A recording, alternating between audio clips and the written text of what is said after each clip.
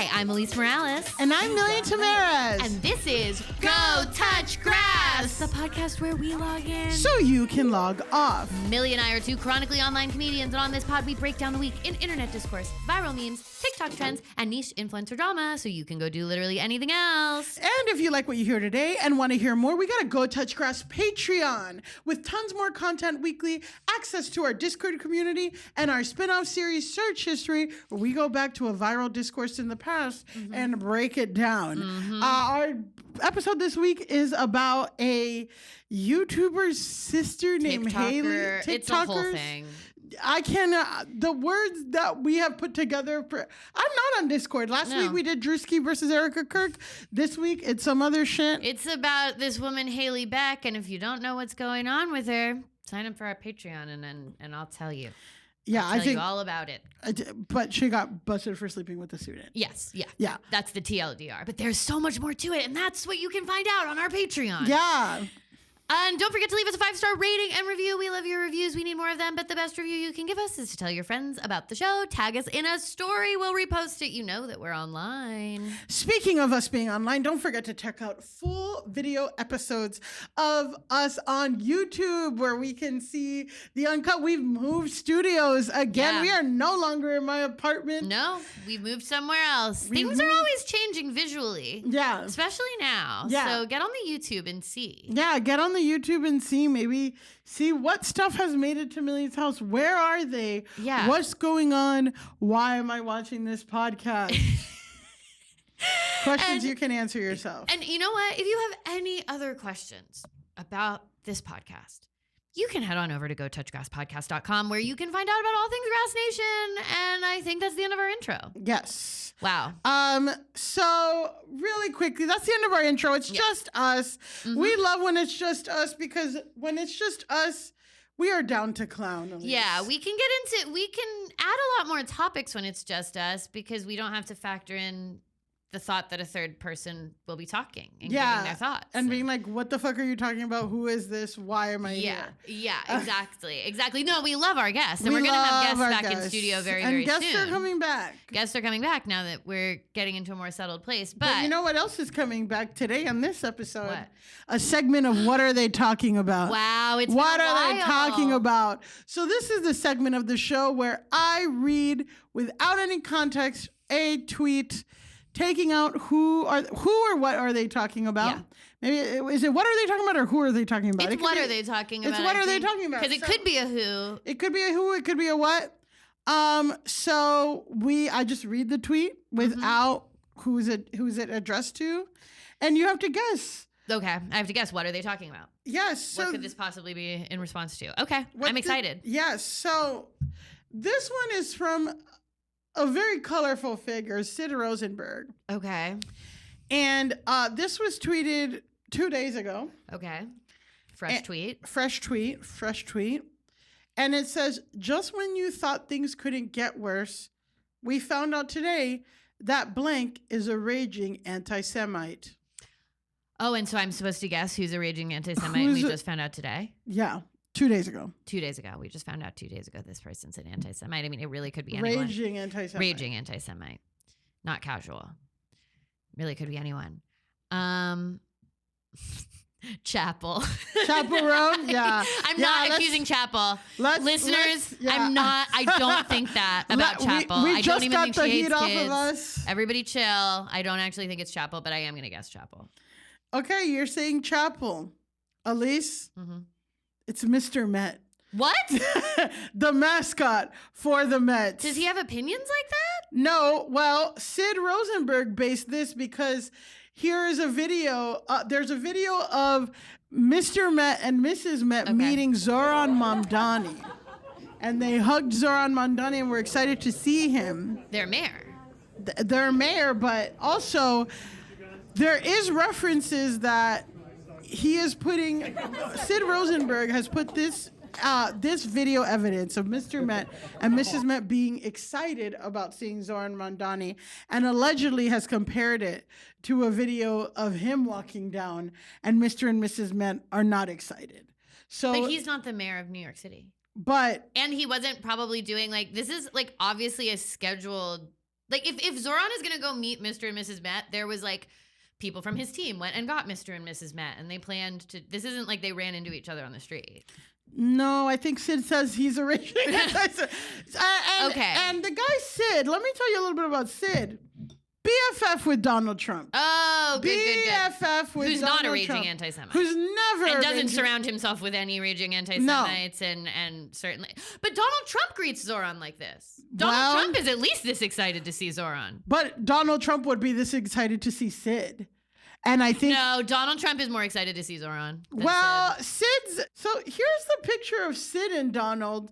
I mean, he looks Sid. pretty happy there. Yeah, that's allegedly but Donald Sid. Trump posts just will Truth Social post just a picture he took of Zoran when they visited and was like, "Look who's here!" Like Donald Trump has a different level of regard for Zoran. So yeah, he's obsessed with him. Sid has never brought Donald Trump a bespoke fake newspaper clipping praising him as an example of what they could do together. Like Sid does not have what Zoran has. But I have a feeling that Sid, if we dig into his ideology, there's like a lot of inconsistencies there. Yeah, well, he's really letting us know that he's not backing down on the Mr. Met slander. And this is actually something he tweeted 40 minutes ago. Okay. And you know, it's from the Jewish Telegraphic Agency. And it says, Sid Rosenberg, the Jewish right-wing firebrand radio host, has leveled accusations of anti-Semitism at a beloved public figure, Mr. Met. The New York Mets mascot whose head is a giant baseball. Absolutely. That's important to say. Sorry if we didn't say. If you're like, who's Mr. Met? He could be. This is a mascot. It's not a real person. No. I don't think Mr. Met has a Twitter. Well, he's a real person in the hearts of New Yorkers. Okay, well, that's true. But he is an anthropomorphic baseball. He has the body of a man and the head of a big baseball. And he has a wife who also has the body of a woman but the head of a baseball. And I think Miss Met, she is canonically thick. Well, she looks it to me. Yeah, I know, like Miss Met. So, you know. She is in my eyes. Yeah, so again, Sid Rosenberg, he again is pretty. I couldn't have imagined that we would be discussing Mr. Met in this way. And again, Rosenberg posted a video clip of the mascots warmly embracing New York City Mayor Zohran Mamdani at Citi Field, followed by a still photo of himself in a corridor at Citi Field with Mr. Met about 20 yards down the same corridor, walking in the opposite direction. Sid says, ignoring him. It's unclear if the Justice Department opened an investigation into the New York Mets. Well, I don't. Into investigation into what? That Mr. Met said hello to the mayor? That Mr. Met is raging anti-Semite because he said hello to the mayor. Because but he didn't say hello to Sid Rosenberg. But I bet that I'll say it. I bet Mr. Met has said hi to Bloomberg. Well, I bet Mr. Met said hi to Eric Adams. Yeah. I think that Mr. Met probably, just by virtue of the fact that he's a mascot, looks pretty similar meeting all the mayors. Okay, so you're saying it's not outsized because Zohran Mamdani is Muslim or anything. No. It's because he's a mayor. That's an I interesting think point, Elise. I think that it's probably the duty of Mr. Met to enthusiastically greet the mayor when he comes to a Mets game. Maybe the person inside the Mr. Met costume is a little more excited to meet certain mayors than others, but I think when he's acting in his capacity as Mr. Met, he probably greets all the mayors in a very excited manner. Okay, so Sid at least disagrees. I disagree with you, Sid. I don't think that Mr. Met is a raging anti-Semite. Or at least I don't think we have evidence. We don't have evidence. I actually don't know what Mr. Met thinks. Yeah, we don't know what Mr. Met, and these days we have no idea. And a man, you're not going to catch me standing up for a man. No. Who I've never talked to. Mrs. Met, I can tell you, is not. Mrs. Met, 10 toes down, I'll stand for her. Mr. Met, I can't speak to it, but I don't think that him greeting Zoran is evidence of anything. I think he has to greet all the mayors. Anti-Semitism is an important part, is an important problem in this country. It is on the rise. I don't think we're seeing it from Mr. Met. No. I don't think a baseball mascot in Citi Field is really where we should be, No, I think we should be looking to the White House. Yeah, maybe. I think that Sid Rosenberg should look to his left and talk to the guy who's in his fucking profile picture. Well. Anywho, we have another segment before we get into the discourse. Okay. Unless, do you have anything else you want to say? No, I have nothing else to say. I feel like we said it all with Mr. We said Met. it all. Okay, so here's the thing. This is kind of like a play on a segment. I don't know if we've done the segment in this way before, but we've obviously done cursed content. That's where we show content that is cursed, makes us feel bad, gives us unease. I want to introduce now blessed content. Wow. Content that brings us joy, makes us laugh, is kind of universally just a fun time, unless they milkshake duck, which I can't predict. We can't predict. I can't predict who's going to be a milkshake duck, who's not going to be a milkshake duck. But I'm saying is, for the moment, we're all having fun with the video. I am talking about the Pacers couple that is going viral. Millie, have you seen this video? Yes, I have. A lot, many times. Yes. So for anyone who doesn't know, a video went viral over the weekend of a couple. They're both Pacers fans, but they're at a Brooklyn Nets game on Thursday, April 9th. And the color commentary is over it, so it's like mostly lip reading. But basically, you can see that the guy is like very enthusiastically talking the girl's ear off, and she's making kind of skeptical faces the entire time. And then you very clearly say, "What the fuck are you talking about?" So we're just gonna watch it really quickly.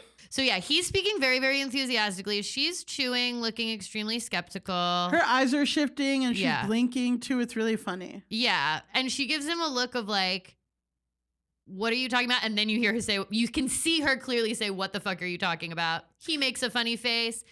That's the whole video. Yeah, it's he's a charming like, video. She's like, that's not true. That's not true. What the fuck are you talking about? I think. Yes. And it kind of lives in the world of these like memes that exist of like man talking and woman looking very like annoyed, uncomfortable, bored, etc. The clip is only 20 seconds long. So it goes mega viral because number one, like she's making funny faces. It's also just so clear, even if you're not a lip reader, when she says, what the fuck are you talking about? It's so visible. And he makes a funny face after she says that. So now the face he makes after that is becoming a meme. Yeah.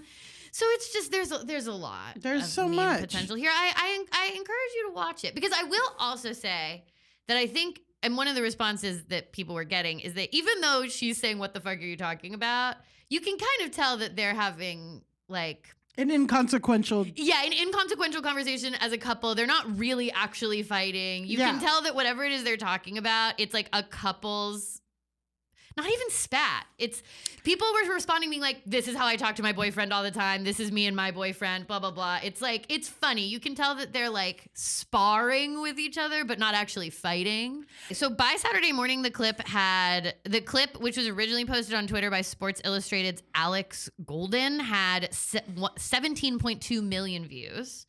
Like I said, the face he makes is going viral. It's a meme. People seem to like it. So obviously people go to figure out who this couple is.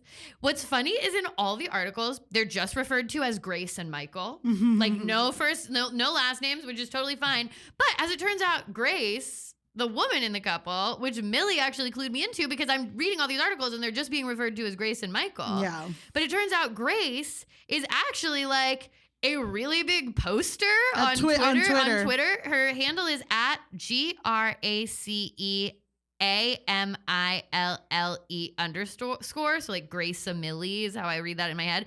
And her user photo is of Hillary Clinton with braids. Yeah, but like gray ones. Yeah, like blonde gray braids. That you would see like when a white person goes to the Bahamas. Yes, it looks like she got like braids done in the Bahamas. Yeah. That's her user picture. I've seen this person's posts a million gazillion times. She's an iconic poster.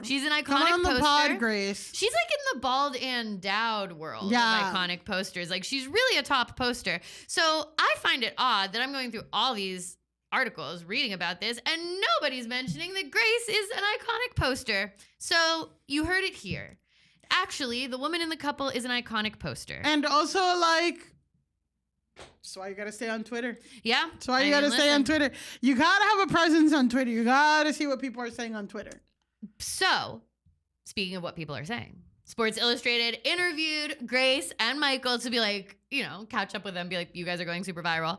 And okay, Michael told Sports Illustrated, we were talking about the academic rigor of liberal arts education and essentially how it can be updated for the current economic status and job market. And apparently this is because they both listened to a New York Times podcast with former Nebraska Senator Ben Sasse. The point is, the exact impression that we got from the video is correct, which is that they're arguing about like random minutia that is not consequential to like their relationship. Yeah. No one's being harmed. Or It's at not- the game. Yes. Yeah. I guess like I looked into it and like the Pacers were like winning by a lot at that point. Yeah. So they were just kind of, they're talking about education Yeah. and podcasts that they listen to. And then Grace said, the thing is, Michael and I have been together for 4 years. Wonderful, happy years. That's just what we do. We both talk. He's frighteningly smart. So what everyone witnessed was me listening to his well-articulated thoughts and responding with what you saw, which was basically, what the fuck are you talking about? So basically, bottom line is, wholesome, funny video of a couple behaving in a way that was relatable, and everybody likes it. And it's also like, it's kind of the opposite of a milkshake duck. Yeah. Where when you look into somebody, like their online stuff is actually impressive. Yeah. And really cool and like, whoa, what's going on? Yeah, I'm like, oh my God, that's the Hillary Clinton with braids? Yeah, girl? that's the Hillary oh Clinton my with God, braids, that girl. Grace? That Grace Amelia underscore? Grace Amelia underscore. So, Wow. it's so... The internet's beautiful The sometimes. internet can be so beautiful sometimes. And this was one of those things where I was like, this video is funny, but what if it comes out that he's bad or she's bad or whatever? And then it's like, no, it just came out that they're great posters and they were talking about something, I mean, intellectually interesting, but like, yeah, they're not, he's not explaining why she should agree to an ethically non-monogamous relationship that she doesn't want. Well, or some other such thing. Well, he's actually that men using shall his, do. Yeah, he's using his brain for good. as far as that 20 seconds, he was using his brain for good. As far as we know. Are you ready to get into today's discourse? Oh, I'm ready to get into it. Speaking of bad men. Wow, yeah. Speaking of men who people are not happy with, who are not using their brain, in any way, shape, or form. Yeah, we have to talk about the summer house drama. Who would have thought that a mere 2 weeks after I disclosed I was at a summer house party with Erica Kirk, that we would be back in the Hamptons again? And you have to say, like, summer house, like, it wasn't an intimate party. There were 150 people in this home. There were a large amount of people there, and I didn't talk to Erica Kirk. Yes. I did share space with her. You shared a space. I did drink Fireball in her presence, and there was no food, so I got pretty drunk. Sounds like a party thrown by white people to me. Yeah, by like a Bravo house full of well, people. probably even worse because they want people to confront each other. But yes, yeah, I mean that's what I'm saying. But whatever. Anyway, I'll get into the details of the summer house party at a different time. I have a lot of thoughts about it. The point is, so I want to set this up because like I am on Discourse today, so I did the research, and this is a topic I am familiar with. Yeah, but I'm not to the summer house because I've been to the summer house with my friend Erica Kirk. Who, next week's guest. Guys, get really excited now that we're in the studio. I mean, we'll get views, I'll tell you that. Erica Kirk comes in, we're getting views. We're getting subscribers to the YouTube. Getting subscribers. We're going to get the YouTube views we seek. Yeah. Okay, but Millie is the summer house watcher.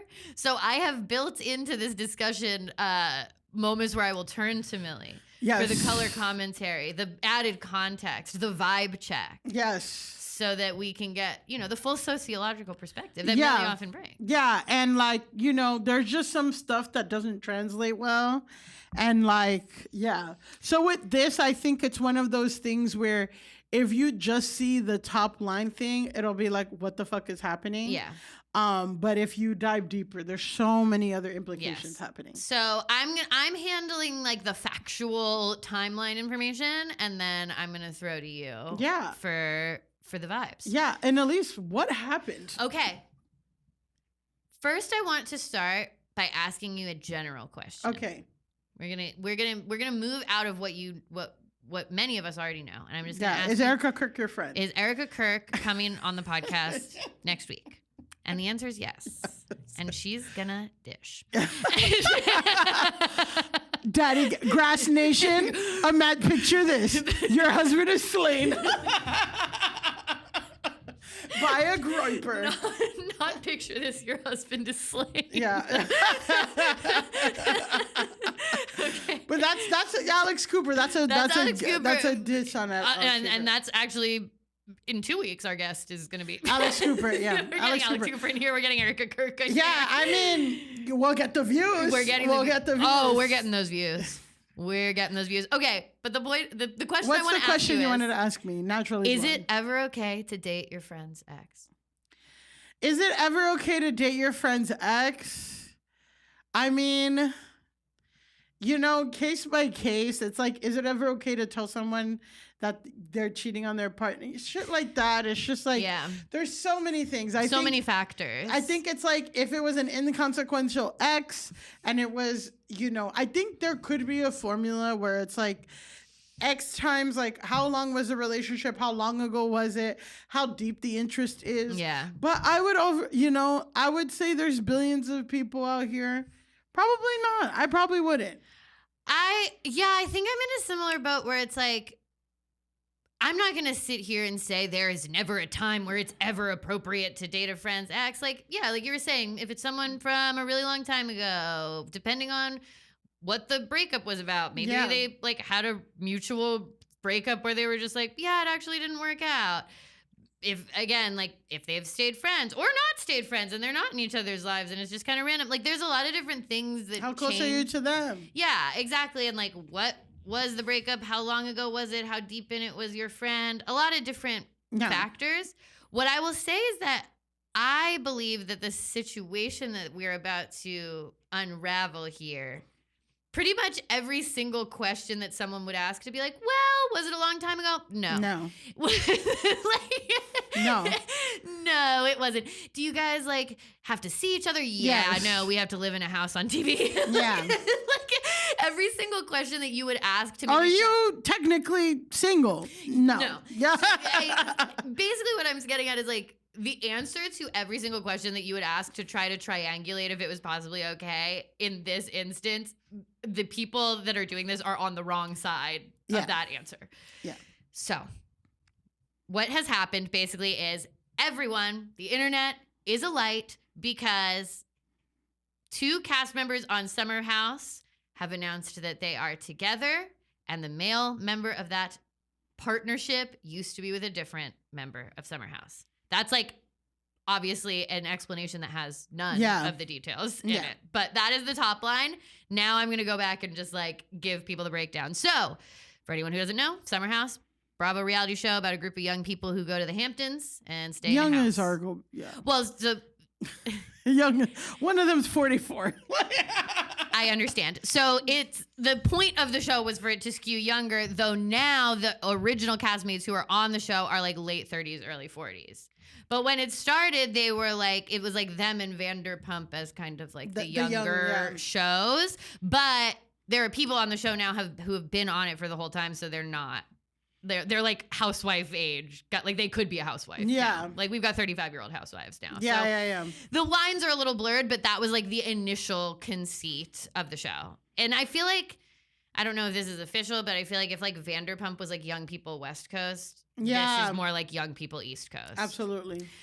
Paige DeSorbo and Hannah Berner are probably like the breakout stars of Summer House. Hannah was only on for 2 seasons. Something like that. She invited me to the party with Erica Kirk, whatever. And then Paige was on for a long time and only recently just left. But I would say they're the biggest like breakout stars of it, though there are a lot of like reality TV show famous people. Yeah.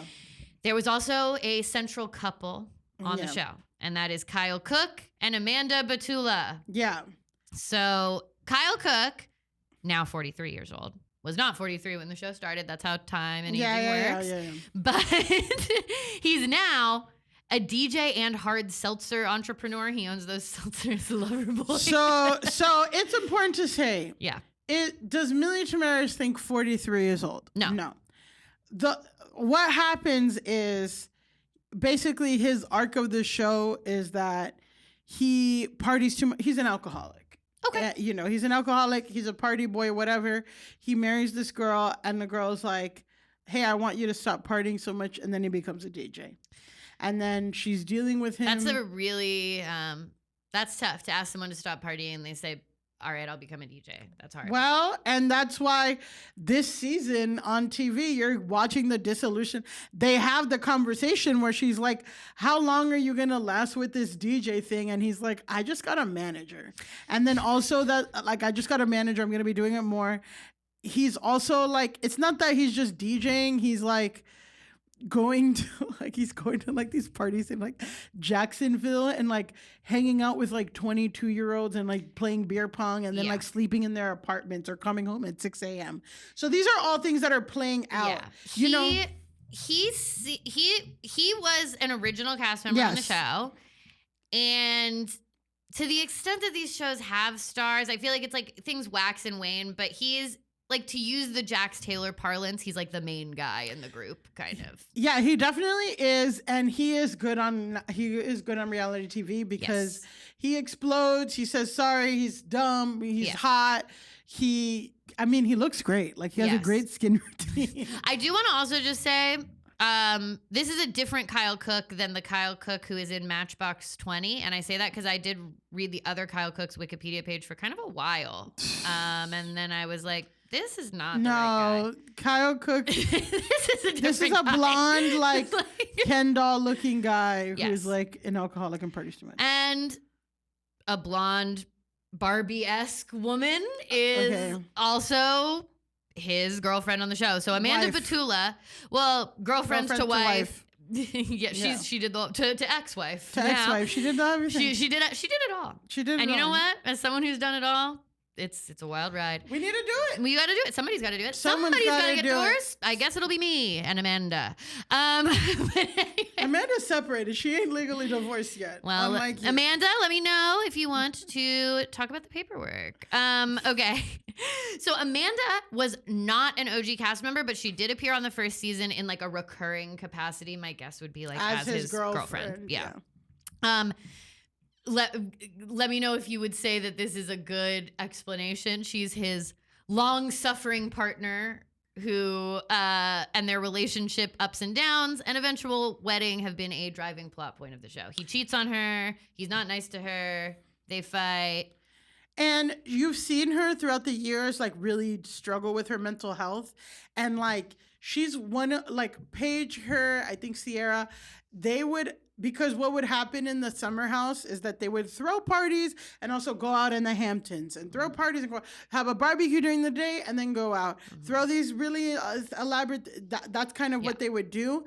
But there would be this group called the Bed Bugs, which Amanda, Paige, and Ciara are in. Mm-hmm. And they would always stay in. They'd be cozy. They always want to they'd kind of be the ones that stay in and like are boring and they want to sleep and they're always sleepy. So like, and then also slay. Honestly, yeah, exactly. Like, if I was going to be on a reality show, I would love for it to be like, okay, so my thing is I'm the one who's at home sleeping. Yeah, but that is in huge conflict with the party boy husband. Mm-hmm. So that is a big part of their contention is that, and I think party boy, boyfriend, bed bug, girlfriend. Yeah. It's hard. And then like, I think Paige not being there anymore, like Paige I think was a real driver of the bedbug culture. She really but now that they're not now that Paige is no longer there, the bedbugness has really lightened up. Yeah. So it could have been a Paige thing, but yeah, and even in the past thing, there's like a very famous fight where Kyle says, and I will say, admittedly, I've only started I think they're on season 10 now. I think I started season 8. Mm-hmm. So take that with a grain of salt. You don't have the whole lore, I don't have the whole lore. I know a lot of it. And also there was another main couple and they famously, were about to get married 2 months before they got married. The guy dumped her on TV. Right, that's Lindsay and Carl. Okay. And Carl owns a sober cocktail bar called Soft Bar in Greenpoint. Oh, he owns Soft Bar in Greenpoint. He's the one who so put a pin in that. Okay. That's pinned. Yeah. That's pinned. Believe you me. That's pinned. So also so there's a big fight where Kyle's like, you're boring to Amanda. You're boring. You have no personality. You're not fun. Summer's supposed to be fun, Amanda, and you're not fun, you know? Yeah. And, you know, people are like, that's really mean, whatever. And then other people are like, she is kind of boring. And, you know, so...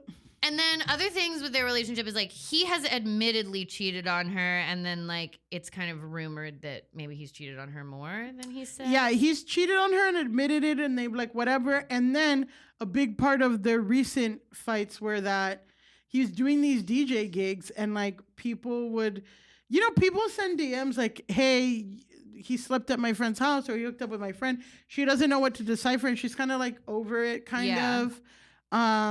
That is tough because it's like, how do you determine if someone's like telling you the truth or not telling you the truth? Well, there's sometimes they send pictures. Yeah, I mean, if they've got a picture.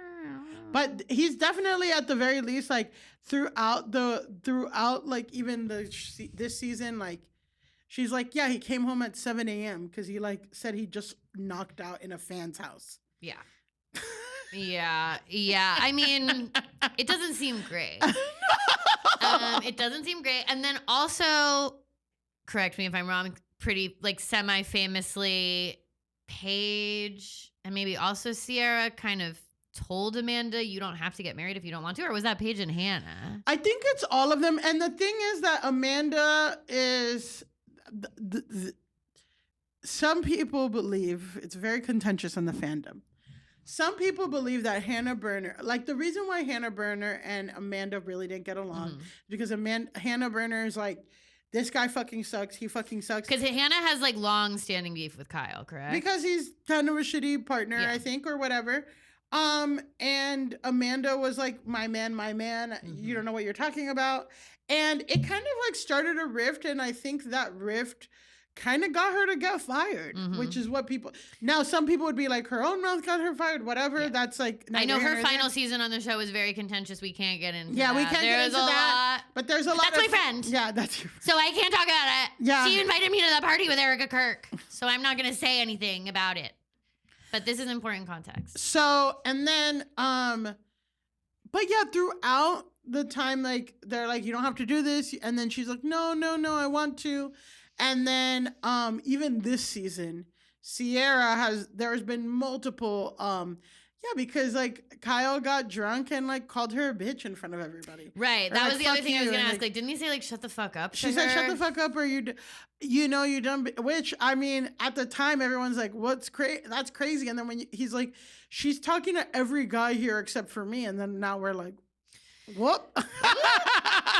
Okay. Because it's hard to say, but yes. But Ciara was the one that's like, you don't need this. Like, you deserve so much better. You can come stay at my place. Like, that's what's happening this season. Okay. Put a pin in the name Ciara for 1 second. We're obviously going to be talking about her. But first, we've alluded to it.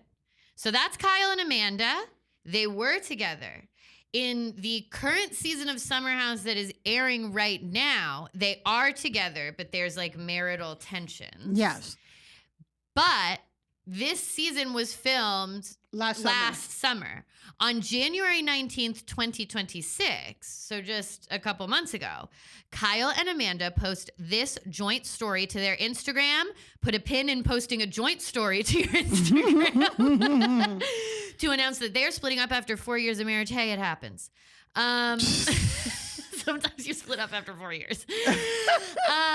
Okay, so this, Millie, do you want to read the joint statement from Kyle and Amanda? It says, after much reflection, we have mutually and amicably decided to part ways as a couple. We share this with a heavy heart and kindly ask for your grace and support while we focus on our own personal growth and healing. It feels ironic to ask for privacy during this time since we've always tried to be open and honest about a relationship, but your kindness and respect will go a long way as we try to navigate our next chapter. Amanda and Kyle. Okay.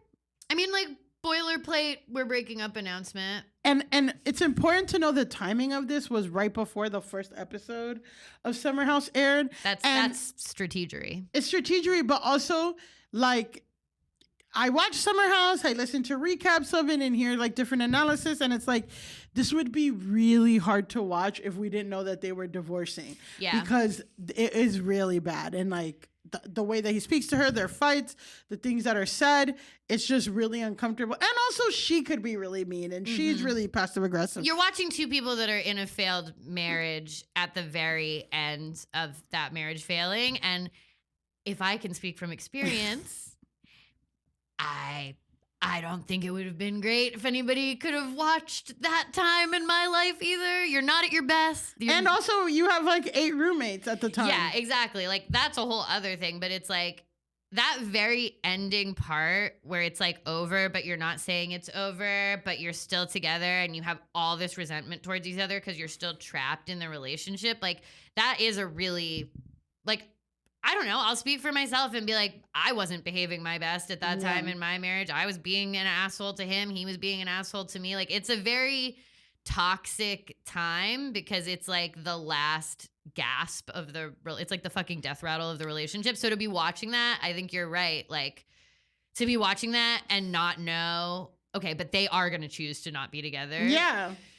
Probably would feel really fucking bad. So that's why everyone was like, the timing was so good on this, because it's like, yeah, we don't you can't watch this shit and be like, oh my God, are they so what's going on with that? It's almost like the opposite of the Taylor Frankie Paul that we talked about, where it's like, knowing that she ends up back with Dakota, you can't watch her season of The Bachelorette. Like, knowing that it didn't work, it ruins the season. This one, it's like, you need to know for this season to be good, because then it's like maybe hard to watch, but at least there's like the emotional weight. You understand what you're watching. And then you're like, oh, I can see why this didn't work out. Yeah. Like, and why they did not be with each other. Exactly. And like on a kind of just PR level or promotional level, I bet the Bravo people were like, this is going to get more people to tune in because they're going to want to see what happened. So that's Amanda and Kyle.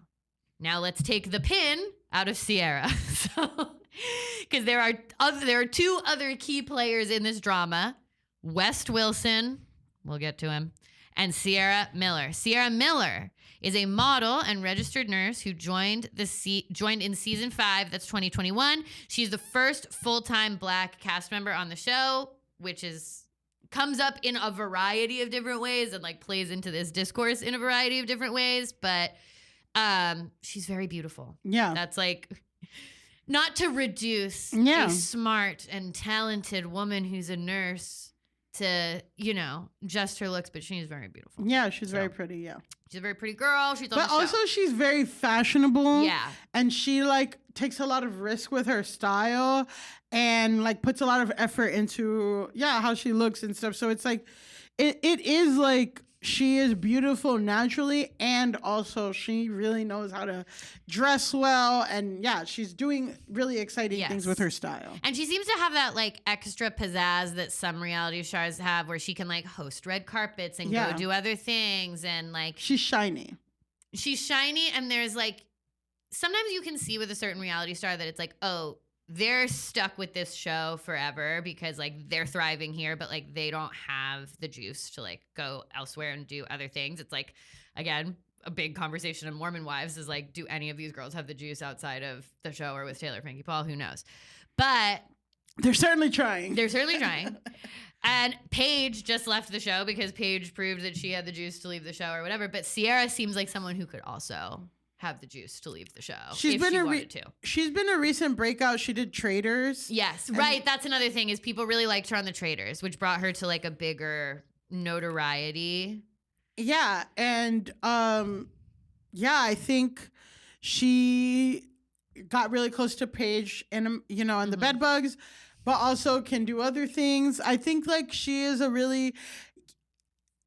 It's interesting, she has like a class and she puts up a lot of walls to protect herself, but then also like, it's been over time, like you've seen the walls come down, where I feel like other reality people have no walls or they're very whatever. So it's very interesting. Yeah, she definitely has the juice and has like a little bit more of a healthy perspective on stuff. So just to like, you thinking about her at home, Ciara Miller, not an original cast member, but a new cast member that has made a big splash on the show, is liked by people and generally is like, has star quality. Mm-hmm. Now this brings us to West Wilson, who I guess, was a sports journalist, and he joined the show in its 8th season. So that's 2023. Mm-hmm. And he quickly develops this flirtation situationship with Ciara. They get together. Tell me if I have this right.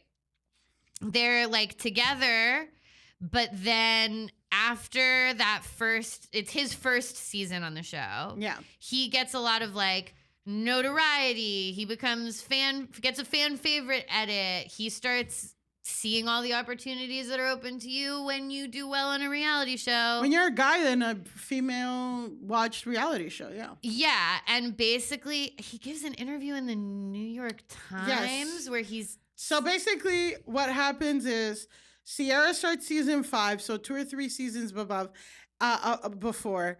And I think a big important part of Ciara's like character is not only is like she's the cool black girl, but also like because she's so beautiful, she's like exoticized by a lot of the, because most of the, I think all the men have been white until this year, or I guess last year they had a South Asian guy. Like, so there's not been like full-time men of color, and there's the first full-time black guy. So she really struggles with like, I think even one of the people like dealing with like that Jezebel stereotype where these guys just want to sleep with her and they think that she's cool for a weekend, but they're not who they're going to really take seriously and all this stuff. And she is a very like serious person. She's very traditional. Like she comes from like a Southern home.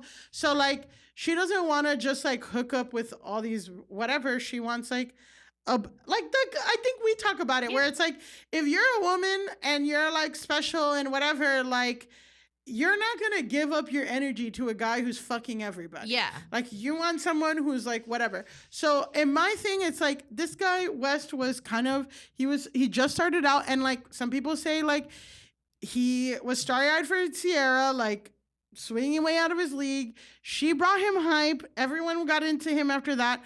I think, like, when the show wrapped, like, I think she made a rule, from my recollection, like, she's like, we're not going to sleep, or like, this isn't serious. Like, I only want to be with you if you're like serious, and like, we're not going to, like, I don't have sex casually. Like, it's only whatever. So then after the show wraps, they start really seriously dating, like even more serious than like the flirtation and the kissing and stuff.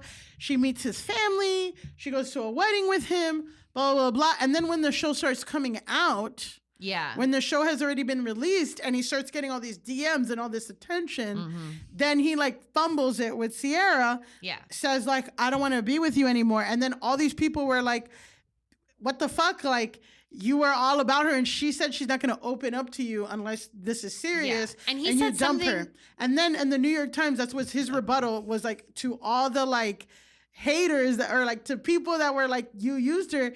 He kind of, in his defense, was like, well, it wasn't that serious, and I didn't really like her that much anyway, and all that. And it really made Ciara look really dumb and stupid, and like he later was confronted about that, like by Paige at a reunion. That's what I was gonna say. So then this all comes to a head also at the season 8 reunion, and he, you know, this is all addressed at the season 8 reunion, and it, as of that point, they're not together, and supposedly Wilson was not ready to commit to a monogamous relationship with Ciara. Sorry, just to settle the thing. He dumps her, and then they go to the reunion, and then he gets dragged by Paige, and then the fandom drags him, and then he does a New York Times statement. And then he does a New York Times. Okay. Trying to like rehab his image, but it made Ciara look really bad. Okay, and that's something that she brings to up and season 9. Yes, and she brings it to him and talks about like the effects of that, and then also goes into like how difficult it is to be the first black cast member and to be a black woman in this cast, and also that like the stuff West said about like not wanting to be in a monogamous relationship with her, and I never really liked her that much, like that plays into a lot of really like painful tropes that black women have to deal with all the time, of like, yeah, the Jezebel trope of it's like, oh, you're cool to sleep with me, you're cool to hook up with me, but you don't want me to be your girlfriend, and like, oh, she was pursuing me, I didn't like, but like it just put also her as the only black cast member and a black woman in a very weird position as well. Yeah, and just again for more context, so season 8, that didn't go well. Season 9, Ciara was super tense, and Wes was kind of always bitching about it. He's like, God, it's over. Like, I just want to be cool again. Why is she mad at me? Why is she mad at me? And like kind of made it a big stink, like whatever. And then season 10, it's like they're starting to kind of get back together, and like she's giving him a chance, but then also, and another guy's like, well, let's make out. And she's like, you guys don't understand the racial implications of what it means to be a black woman. And then also she says in her confessional, I got harassed with people saying you let a white guy play in your face. And that is the thing of like, it's not only that you're like dating, you're putting yourself out there, but like you're letting these white men embarrass you when with all the racial implications. And that's what she was trying to like explain to these people. It's like, you guys are just seeing this as like, you're young and single and whatever, and you want to sleep with as many people, but like, it's a little bit more complicated for me. I have to really think about what I'm doing because it represents a whole race of people. I'm the first, whatever. And And is it worth it for me to like have a hookup with you if I'm going to have to start getting these messages from people who are like, rightfully or wrongfully so, looking to me to represent a certain thing? I mean, yeah, that's obviously really tough. So season 10 is the Summer House season that is currently airing, that was filmed last summer. And like you said, Ciara has this conversation where she opens up about what being the only full-time black cast member for a long time and a black woman has meant. We're also watching Kyle and Amanda's marriage deteriorate. And would it be right to also say that Ciara and Amanda are close on this season? They're super, super close.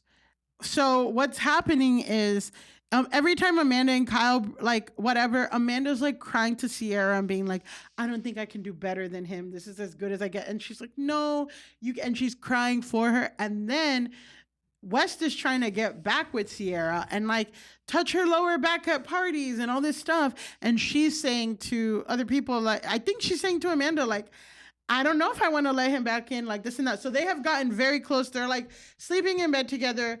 Immediately, like when Ciara comes, like that's her ally. That's the number one ally in the house for Amanda. Okay. And so let me ask you this. If we did not know any of what we're about to get into, would your read on this season be that you thought Ciara and West were going to get back together? Yes. Okay. And not even like in the, it's so funny, put a pin in the Super Bowl, but like even there was like a 2 or 3 week period with the seasons airing where people really shipped Ciara and West, and like it felt really rom-com-y because you're like, he really made it a point to be like, when we were together, it was really nice. I don't know if I'm ready, but I really do care about her, And then you can see Ciara's like, this guy really hurt me, but we really did have a connection. I really care about him.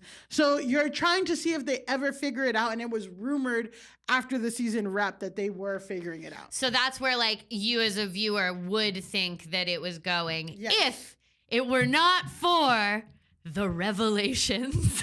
So as it turns out, it has since been revealed that Amanda Batula, Kyle Cooke's ex, Ciara's friend, is now dating West herself. So this all started to come up last month. Rumors began to swirl that the two were seen together holding hands at an event. Then Page 6 reported that Batula and Miller were feuding over the rumors. So that's Amanda and Ciara. Then on March 24th, on Watch What Happens Live, West pushes back against the rumors, tries to be like, no, that's not true. But then on March 31st, Amanda and West release a joint statement on their Instagram. We can go. Joint statement. I'll read this one. West and Amanda both posted this. We've seen the growing online speculation, so while this is very new, we wanted to provide some clarity. It was never our intention to purposefully hide anything. Given the complicated relationship dynamics involved and the scrutiny that comes with being on a reality show, we needed a little space to process things privately before speaking out. We've shown up for each other as friends over the years through all the highs and the lows, and what's developed recently was the last thing either of us expected. Our connection grew out of a genuine, long-standing friendship, which made it especially important for us to approach this with care. As our feelings evolved, we wanted to take time to understand exactly what we were feeling. We also recognized that this has an impact beyond just us and never wanted our actions to cause any hurt or be perceived as careless. We truly appreciate the understanding and respect as we navigate this. Flick around. Okay, as we navigate this. So this was like, when this got posted, it was seismic. It was seismic, like a rock, because there was always little rumors, but then they're like, no. And everyone's like, the first time I heard these rumors, people were like, no, she's dating West's friend, not West, who kind of looks like So, I mean, for me, it's like, I'm not a Summer House watcher. And a lot of people have been saying, this is the next Scandoval. This is the next Scandoval. I don't know if it's fully at Scandoval level yet. We'll have that discussion. But I will say it reminded me of Scandoval in a sense that, like, I started to hear these rumblings about people on a show that I don't watch but am aware of. And then suddenly my entire feed was stuff about this. And it was like, I'm starting to absorb all of these things, even though, again, like, I don't watch the show, but now I'm becoming, like, more well-versed. And I'm like, and I will say, going into Summer House, I knew more about Summer House than I knew about Vanderpump going into Vanderpump. New York, baby. I know, exactly. And my friend Erica and I, that's where we met. So Erica is your friend. That's where I met my friend Erica. And she's actually had a really hard year. Sorry. She has also had a really hard year. I would agree with that. Yeah. I would invite you. Anyway, love you, girl. I can't wait to have you on next week. Okay. Anyway, the point is, like, it did remind me of Scandoval in the sense that it became, even as a person who is not in the fandom of this show, as a fan of pop culture generally, it became impossible not to hear this information and be part of it. People pretty immediately are the majority of the response is in favor of Ciara. Yeah. I would say. We'll get into some of the other, like, responses, but as far as what I've been seeing, I haven't seen anyone being like, Amanda and West are right necessarily. I've heard people downplay Ciara and it's not that serious, or they didn't do anything. Yeah, we'll get into some of that. No one's cheating. Right. I guess that's the thing of, like, there's no cheating happening allegedly. Yeah. We don't really know yet. Yeah. But we don't know all the details. But I just remember with Scandoval, it was like immediate such hatred for Tom Sandoval and Raquel, who's had to, like, go live underground now. Like, she's like, can't even be out in society. Yeah. So, like, but either way, similar underpinnings of, like, a scandal that could bring a lot of attention to a currently airing Bravo show. Also, this picture starts going around from page 6. This is supposedly a picture of Ciara moments after the Instagram was posted, being comforted. And I kept what page 6 says as the caption because it says, Ciara Miller was spotted slumped against the Hermes store in New York City. Yes. But it's her on the ground looking sad and being comforted by someone. And, like, the implication is that she had just seen the image and had collapsed to the ground of the Hermes store. I think the joint statement using we is crazy. No, I mean, it is crazy. Even if she was privately aware that this was going on, to be going about your day, you're trying to get to the Hermes store and suddenly you've got this on your phone, I'd collapse to the floor too. I'm not knocking her. I'm just saying she collapsed. She did collapse at the Hermes store. Wearing a white dress. It's an iconic photo. I know. She looks amazing. She has collapsed at the Hermes store. Yeah. So that starts going around. And is supposedly, according to page 6, was taken minutes after Batula and Wilson shared their public statement. Ciara has not actually publicly said a specific thing yet, but she did host a red carpet event that night for the season 2 premiere of the Apple TV Plus show Your Friends and Neighbors. And when John Hamm asked how she is, she was like, I've been better. And people really liked that. Then she was also doing the Euphoria season 3 press tour. So like I said, like, Ciara does other stuff. I think that Ciara, in a way, is following that page track of like, you can go from this show to being like fashion girly host, do other stuff. And she's clearly on that move. So she was doing stuff for the Euphoria season 3 red carpet. And she asked Sydney Sweeney, is it ever okay to hook up with a friend's ex? So she's like playing with it. Yeah. And then Sydney's like, I don't know. I mean, I guess if you get married, and then she turns to Cameron and's like, yeah, it better be worth it if they get married. So she made like a joke of that. She's been playing it perfectly in terms of, I mean, what do you do? Because it's also like, and this was something because Hannah and Paige talked about it on Giggly Squad. They didn't like add any information other than to be like, Ciara's our friend. That's my friend. Yeah, but they didn't say anything about Amanda, so there's that. Yeah. So when Paige and Hannah talked about it on Giggly Squad, and they didn't really like address anything other than to be like, obviously this is happening, and like Ciara's our friend, and like you said, didn't say anything about Amanda either. It's complicated, but one of the things they talked about is like, you know, this is a real person, and it is our real lives, and like, yeah, reality TV shows produced and this and that, but like, it's got to be hard to be going through a personal thing turmoil that everyone knows about, and also have to try to figure out how to play it perfectly. And like, that is the Ariana Madix of it all that people are kind of comparing, because Ariana Madix was able to parlay the Scandoval situation from being kind of a minor character on Vanderpump. Like, I don't think she was ever like a fan favorite. She was kind of the other woman at the beginning, yeah, because he was with Dodie. He kissed her at the Golden Nugget. Yeah, he kissed her at the Golden Nugget in Las Vegas.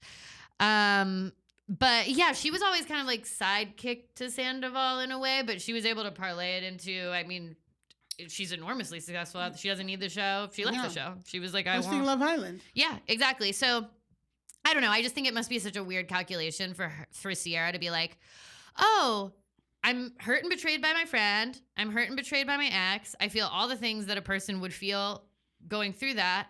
But I also have to figure out the PR angle of this and weirdly still work and like take advantage of the weird way in which this is an opportunity for me, which is like so odd, but also she obviously has to think about that because it fucking is, and it's been proven to be. So like, that's just a strange element, I imagine, to it.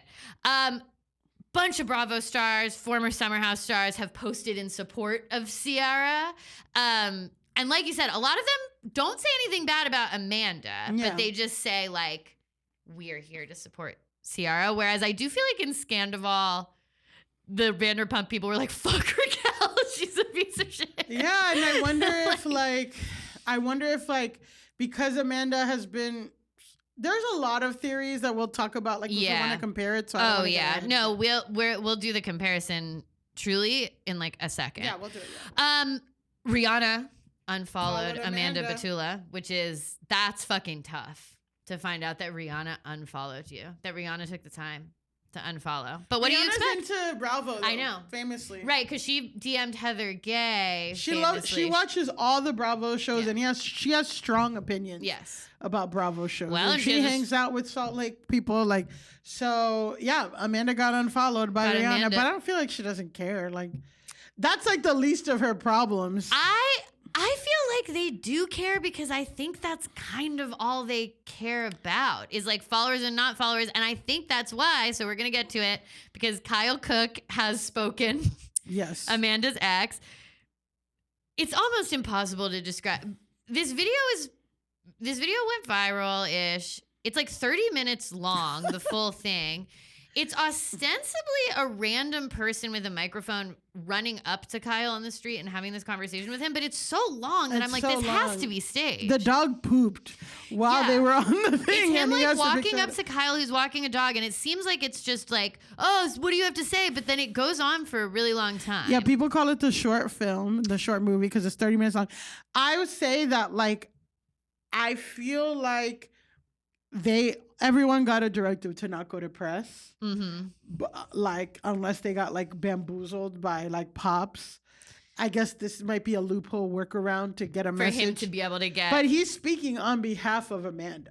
Yes. So let's watch just the first part of what is called part 1 of this like long thing with Kyle.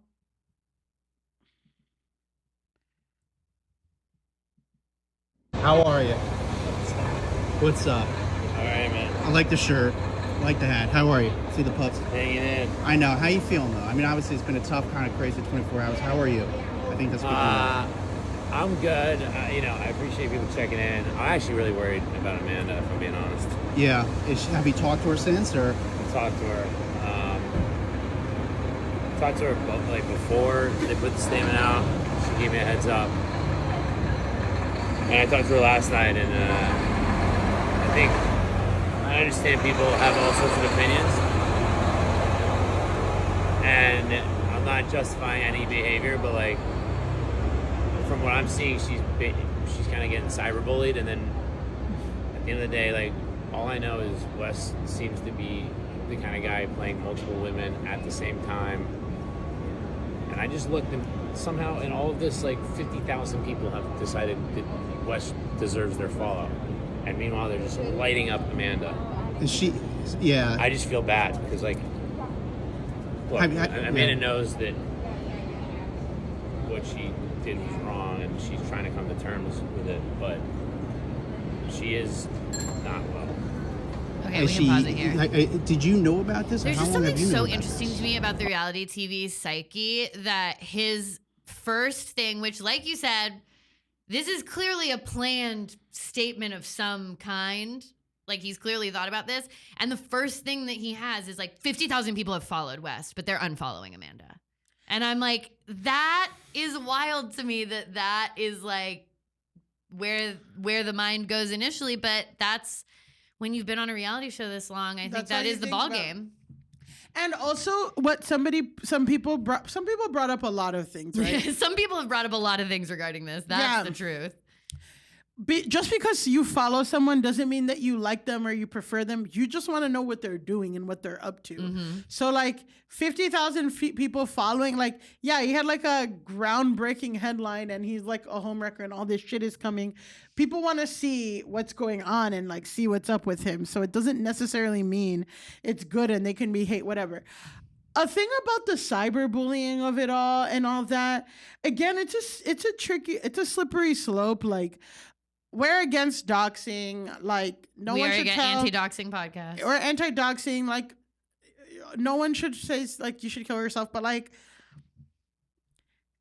what people said is, like, when people like them or when people, like, when somebody does something good on reality TV or they're celebrated or does something good in general, they get positive feedback. People DM them and people whatever, and people are like, "Oh my God, girl!"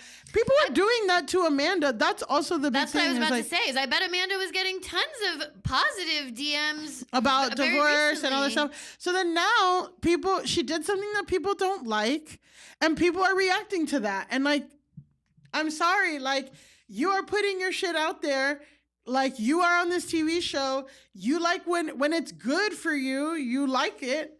So it's just kind of like, you like the idea of it's so fucked up for anyone to say like, hey, this is fucked up, or you're a bad friend, or this and that. I mean, like, yeah, that's like, am I doing that? Do I think that's like proper? But it's like, you gotta expect some of this. You're a reality TV star. Yeah. You put your life on fucking for 10 years. It's tough because on the one hand, it's like, yeah, obviously the fact that someone's on a reality show doesn't mean that they should be like abused or sent like scary DMs or really mean stuff. And like, that's going to have an effect on you. It's going to have an effect on anyone.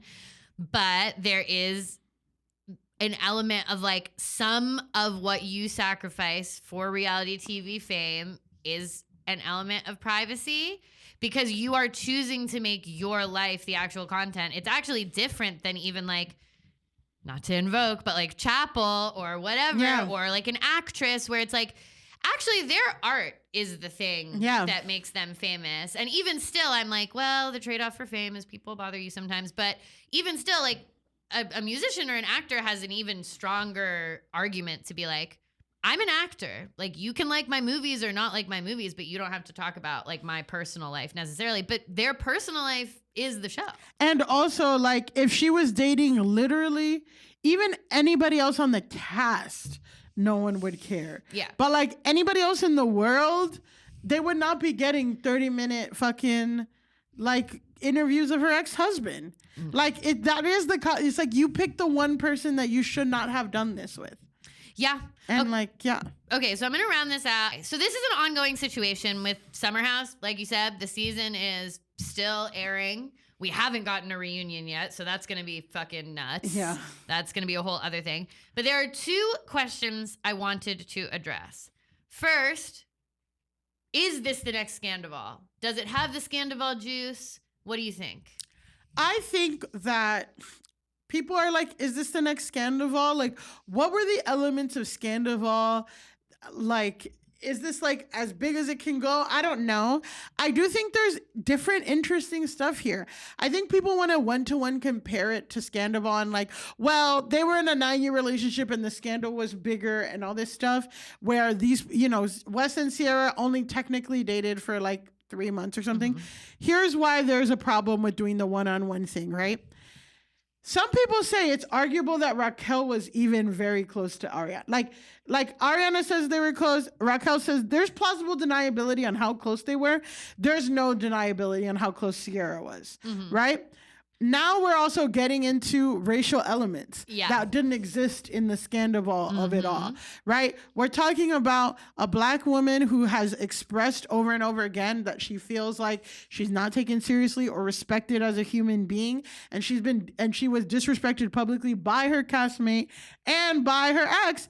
And also there is something about like the conversation that this is causing has brought up a lot of things about how Black women feel like, again, we're good enough to sleep with, but the fact that he immediately went to publicly claiming Amanda versus like, it was like 9, it's like been a 2 or 3 year, will I ever commit to you, will I not? And the fact that he immediately came back and said whatever. With someone who is legally married still. Is legally married. And like if you're... Her last joint statement was in January and we're in fucking March. And she's making a joint statement with another guy. That's 2 months later. So 2 months. So funny. And he's publicly claiming her. This is my girl. Well. Yeah. I think that you're right that it's just like, there are elements of it that are similar, obviously, in that like it's a Bravo scandal. It's a cheating scandal. It was kind of happening behind, like right under the noses of the show. That was another point I'm gonna say. Sorry. Yeah. Is that like there's still not clear timeline. So there are 2 things that are making it whatever, right? The timeline's not clear because I've heard rumors that Amanda and West were fucking even last summer. I've heard rumors that Ciara and West were fucking even as like recent as February. So we don't know what the overlap is. It's very clear that after this season, Ciara and West there was something about them talking about getting back together. So they at least hooked up, at least I know, like in December. This is what I've heard. So there's all of that. And then on top of it with West, more and more women are coming out. We fucked last week. I'm actually his permanent girlfriend, and I live in Chicago. Oh, I live in LA, and I'm this. He has a bunch of women that are coming out and saying, there's one who he says, I was his exclusive girlfriend, and here's a tie that I'm a fashion designer. Here's a tie that I made for him, and he wore it on Watch What Happens Live. Ooh. Like in the so that's still coming on. And I think, the final thing is like, and this is like super, super hot because this person, whatever, and this is all alleged, but I saw a text allegedly from somebody allegedly, she saw a video that like, she saw a video of them having sex. Like there's things about like, she straight up asked Amanda and she lied until she got the video proof, and then Amanda like this and that. So there was a video element to Scandoval too. That was famously what Ariana found on Sandoval's phone was a video of Raquel like masturbating on FaceTime, I think. Yeah. So there's a video element of this where it's a video element of them hooking up. So I think there's a lot still coming. So we don't even know yet. Yeah, we don't even. I feel like maybe one of the things that you're getting at is that like when Scandoval happened, the season had wrapped. Yeah. And everyone was finding out after the fact that this was going on. But this is a little bit different because the season has not wrapped. The season is like actively airing. So people are going to be getting more context. People are going to be getting more context as it goes on to like triangulate how fucked up they think this actually was. Like we don't even have all the information because the season hasn't fully aired. And again, people are rewatching clips from this season where there's a clip where Amanda kisses Kyle and then West immediately touches Ciara's lower back. And it's like, well, why did he do that? Is it because they're talking to it? So those are the things that we're missing from the Scandoval thing. So when people are like, this will never be Scandoval, I'm like, I don't know. There wasn't a racial element to Scandoval. No. There wasn't like Raquel wasn't, arguably, Ciara and Amanda were really, really, really close. So that's the betrayal. It's and about West, different, even though it's cheating scandals, it's about different central issues. Yes. Really. And West and like a final thing about West is he works at Complex. He really did a glow up from when he met Ciara until now. Mm-hmm. He's like way more fashionable. He's way more this. He's way more that. So it's like people say like, first of all, he takes from Black culture. He's like the first kind of like swagged out white guy, like dare I say wigger, to be on Bravo. You always dare to say. You always dare to say. You'll always dare to say. So he's like kind of like giving this different like swag that's so sparkly for Summer House people. And some people say they feel like he used Ciara and his proximity to Blackness. And also another thing about West, which is really diabolical, is that he's been really, really leaning into left and like liberal stuff and being like the outspoken liberal Bravo guy. So then people have been really pushing aside all his fuckboy behavior. So again, it's diabolical. It's diabolical. That's diabolical. He has been playing some, and again, you were at the Summer House. We were at a party with West. We were at a party with West recently. And I'll be at a party with a contentious Summer House person. That's what I'll say. No, but I saw him and I'm like, he's hotter in person. I didn't think so, but he is. So you did point him out to me, and I said, "Why do I need to know that guy?" Well, and I'm telling you, and look at God. And look at God. And this was Millie covering the J. Cole, Kendrick Lamar beef in March of 2024. And I'm like, I'm going to explain this beef. I think this has legs. Yep. And you're like, I don't know. And it's like, well. I didn't say I don't know. I said do it. Well, but that ended up really paying off. It did pay off. And me in a pointing major out way. West really paid off. I think that's it. I think, guys, we're going to be What watching do you this think? space. Like I said, it's an ongoing issue, but now it is time. Now it's time for our Grasshole of the Week. Grasshole of the Week. It's our segment where we pick one person, place, or thing, I guess, that needs to log off the Have we most. ever had a thing? With the rise we've of had AI. a fanboy of AI. Yeah. And with the rise of AI, maybe we'll eventually we've have. had stand-ums. Yeah, we've had but never, but yeah. K-pop stand-um is not a thing or something. I guess We'll it's a see. thing made of people. Whatever. Let us know if Like you a think rat what king. counts as a thing. But it's all like people. We love K-pop. We love K-pop. Don't be mad at us. Don't be mad at Don't us. be mad at us. Today's Grasshole is very complicated for me. I wanted to make Sid Rosenberg the Grasshole, but I'm like, we can't go too deep into the politics of Sid Rosenberg. No, I feel like we've addressed the Mr. Met Yeah, Mr. Met is a situation. raging anti-Semite, but this next person, it's kind of like, this is conflicting, right? Grasshole this week is Trump. Yeah. Which is like, we can technically make him the Grasshole every week. Yeah, I think we decided like we get one. We get one, We maybe get- one a year, one a financial quarter. We'll figure it out, but like He certainly needs to log off. it would be amazing. So, But also, then how am I gonna know if we're doing war crimes and stuff? Like he tweets them out, so I guess that is helpful. That well, here's the thing, right? It's like, because we want him to go touch grass, but also he's golfing too much. So I'm like, maybe you don't need to touch grass. Maybe you need to touch a fucking document. Yeah, and read go that. touch a document. Go touch a document. Please. Go touch a document. Drop the grass. Drop the phone. Touch a Pick up the document. pen. Yeah, pick up the pen. Fucking sign some shit. Yeah, so it's like he needs to be more in touch with what's going on in the world. He's golfing too much, but he needs to stop posting. He must stop posting. Okay. So again, Trump, and this isn't a politics podcast, but this is not a politics podcast. So just to give you like very broad strokes. Are you gonna say who Trump is? Donald Trump is the president of the United States. 45th and 47th? Right? 45th and 47th. Joe Biden was the 46th. Right, right. So here's what's happening. Trump, people in his circle don't tell him the truth. I'm really trying to get like into really whatever. People in his circle don't tell him the truth. And he's kind of gotten off like pretty scot-free with a lot of shit, or like things that he gets himself into, he's able to get himself out of like extraordinarily so. He got himself into the Epstein files like 2,000 times. 38. Actually, it's actually 38,000 times he was mentioned at least. That is the real number, but 2,000 times, yes. The whole point is, after Venezuela, he got real, you know, bravado. He got a really big hubris. Yeah. He got a little generalismo with it. He got a little Latin dictator with it. He got a little Latin dictator, and he's like, I'm on top of all the dictatorships, even Iran, which no one has been able to fuck with for 40, 50 years. People keep trying. Oh, we keep trying. We keep trying. We can't do it. We never did it. It ain't never been done before. But somehow Trump believed he can beat the Iranian Empire, which arguably, I mean, this revolution is from the 70s. So that's already like 40, 50 years. Iran goes way back. Iran goes way back, okay? Iran goes back centuries, arguably. Iran goes back. Someone told Trump he can topple it in 5 days. Mm-hmm. He really thought he could. That's not the case.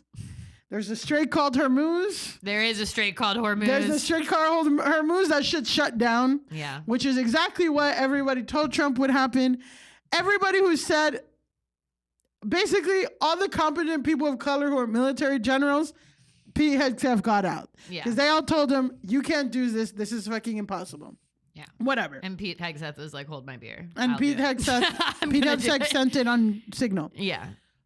What is happening? Whatever. Who cares? The whole thing is, there's a really nasty war in Iran. People are really pissed. He's losing MAGA over it. Mm-hmm. He's losing MAGA over it. He's getting really impatient. And also, you have Israel who like is going against what the U.S. wants too. So it's like Iran wants everyone to stop bombing Lebanon.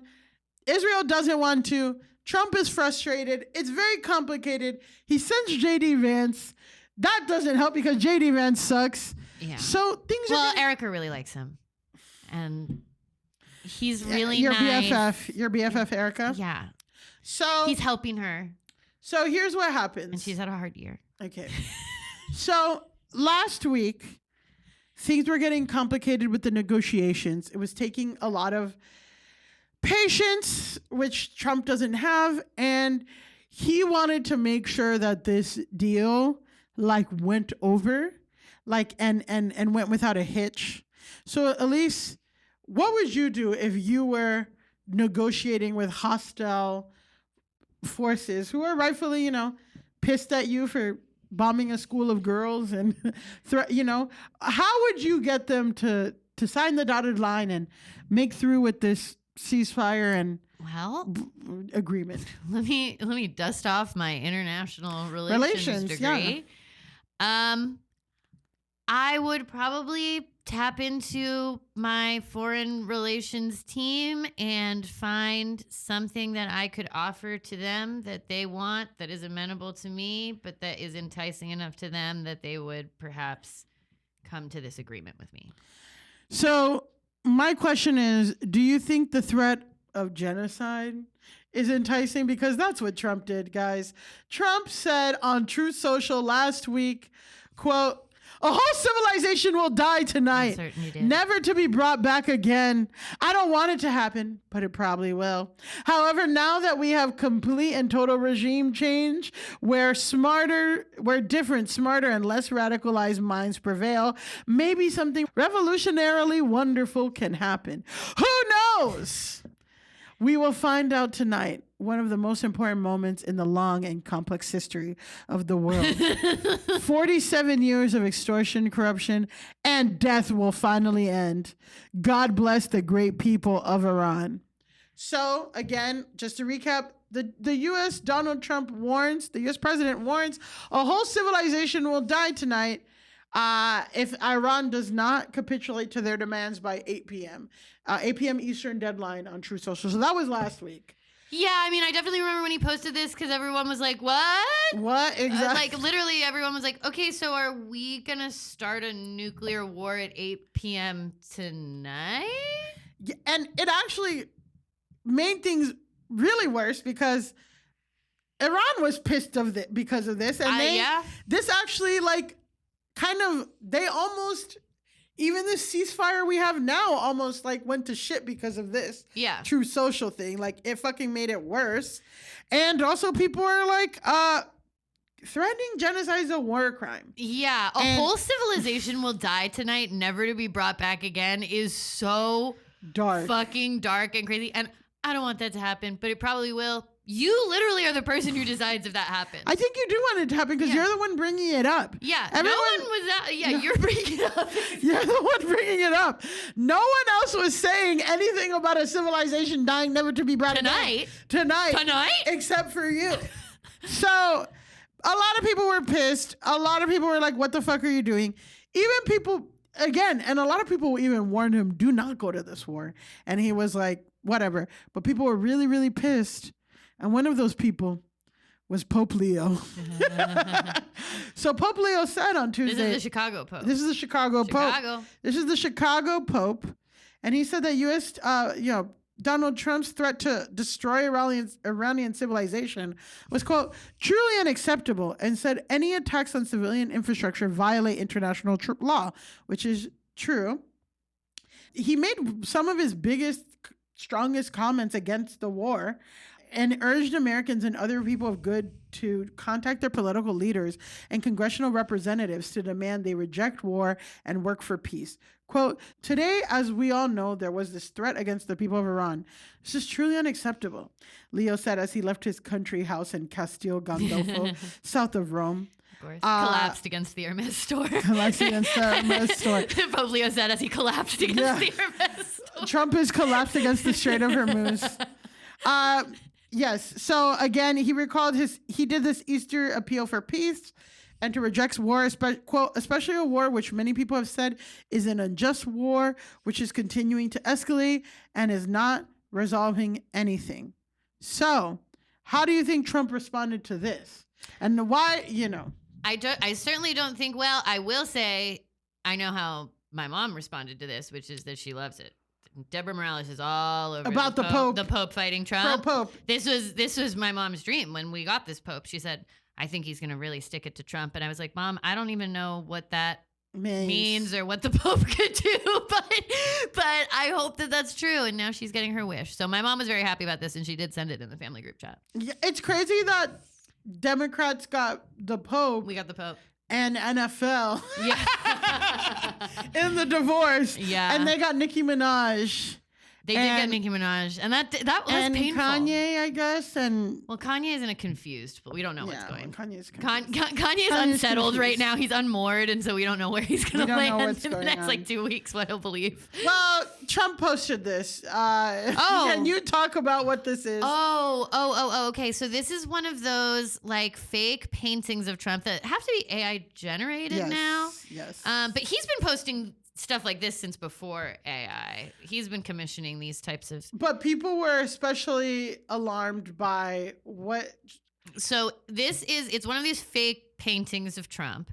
He's Jesus in it. He's dressed, he's in kind of traditional Jesus garb. He is healing a sick man. Who looks like Hunter Biden.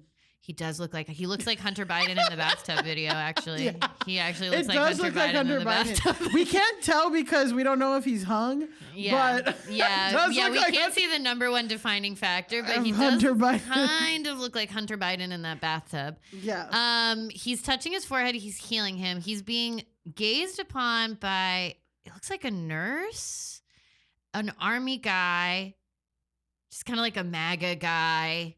And then like a lady who's praying. Behind him is an American flag, a bunch of eagles. There's actually several. I'm counting 4 to 5 eagles. I don't know what the thing in the middle is. I think the thing in the middle is a bunch. I think those are the troops flying. Yeah, but it looks like the Statue of Liberty. Right. Yeah. I think the Statue of Liberty is flying and then the troops are around her. Yeah, There's a lot going on. It's a dense image. A lot is going on. There are also fireworks, but the Statue of Liberty is also in the background. So how could the Statue of Liberty be flying if she's also in the background? AI is not perfect. AI is confused. Okay. So yeah, he posted this and lashed out at Pope Leo following the pontiff's public condemnation of the war in Iran, accusing the leader of the Catholic Church of being weak on crime and catering to liberals. I mean, I will accuse the leader of the Catholic Church of being weak on crime. That I will. Well, that's got legs. That's what people are saying. So let's see. We have him. So actually, Trump responds to the AI image of him as Jesus in this thing where he gets a woman to DoorDash him McDonald's to the White House. Oh my so God. he's doing an interview with this woman who does McDonald's How to the did he White get House. the only old white woman DoorDasher? Well, it says DoorDash grandma, so I don't know. I don't know Okay, what maybe that she means. does like TikToks as DoorDash grandma or something.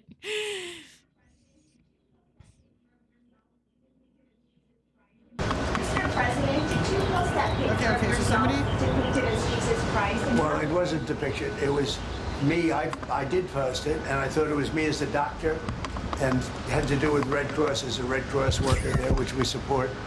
And only the fake news could come up with that one. So I just heard about it, and I said, how did they come up with that? It's supposed to be me as a doctor making people better, and I do make people better. I make people a lot better. As an example, the 11,000, I understand your husband's going to... Okay.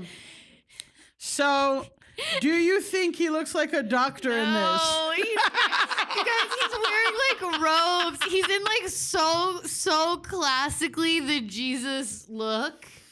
Like if Jesus was a cartoon, he would have this outfit hanging in his closet like 100 times. Yeah. You know what I mean? Like Yeah. Doug. Like he's so, and also his hands are glowing and he's touching the sick guy's forehead with his glowing hand. That's ivermectin, at least. That is horse paste. ivermectin. I mean, I That's guess the there horse is a paste, nurse. That's why it's glowing. The nurse is near him. I get, but she's looking up at him. She's looking up at him. She's not helping him. So Trump says this is not, and again, because he got fucking roasted by the Christian right, saying like, why do you think you're putting yourself as God? He says it's the doctor. He's a doctor. And then later, he tries to get this DoorDash lady to agree with him on transgenderism. So let's see how that goes. And again, this is the delivery woman who delivered him McDonald's. Borders. They want to have men playing in women's sport. Do you think that men should play in women's sports? I really don't have an opinion on that. You don't, I'll bet no, you do. No, I'm here about no Pizza. tax on tips. Yeah. So DoorDash grandma is more on message than he's ever been on any. Like DoorDash grandma did not take the bait from DoorDash Trump at grandma all. did not take And the you bait. better bet, eyes on DoorDash grandma, she's got some opinions on that. She's got some. Later, he's like, well, you voted for me, right? And she's like, she didn't answer. So I don't know. Okay, I love DoorDash grandma actually. So Harry Sisson,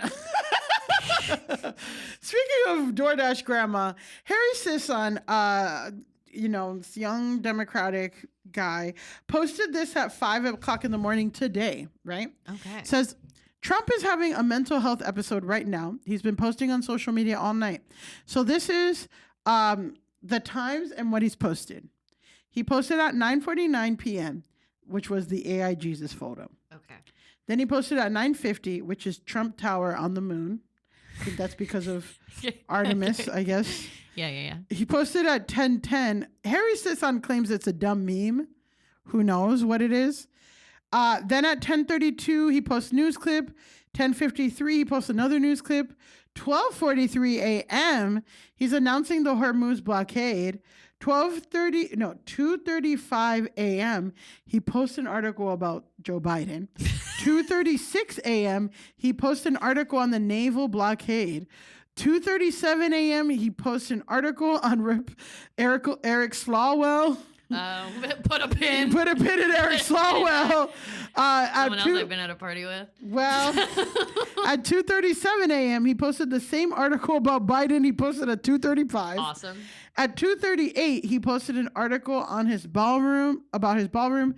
And at 4:10 in the morning, he posted an article on Iran.